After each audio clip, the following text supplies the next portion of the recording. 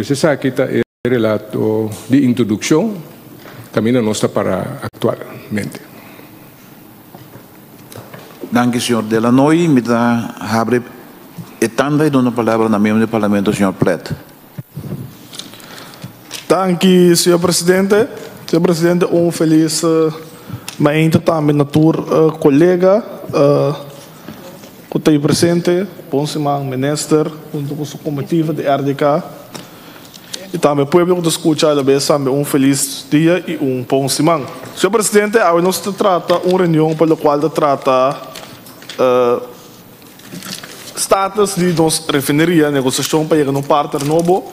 Essa reunião pediu para nossa fração mirando seguro e urgência para nós, pero também necessidade para informação e pero também trator de refineria e pueblo e fogo tem enhancha para o que trata e parte aqui para por informação. Senhor Presidente, nós estamos contentes também com o briefing com o senhor Delanoy, com o diretor interino de no momento aqui de RDK, a dona nós pelo qual trata a parte aqui.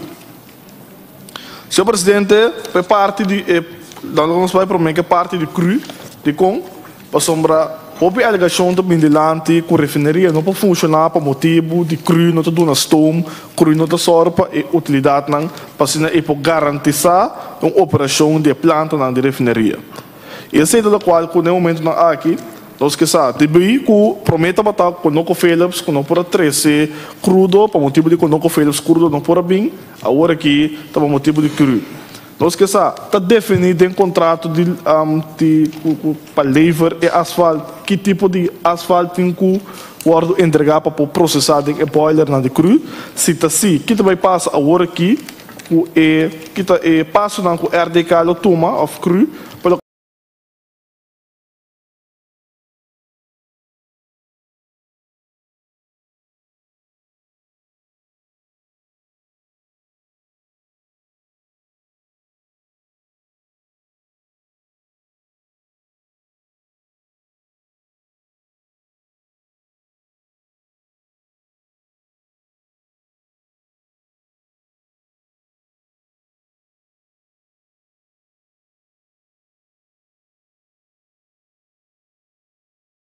trata entrega de asfalto malo não que está guardado entrega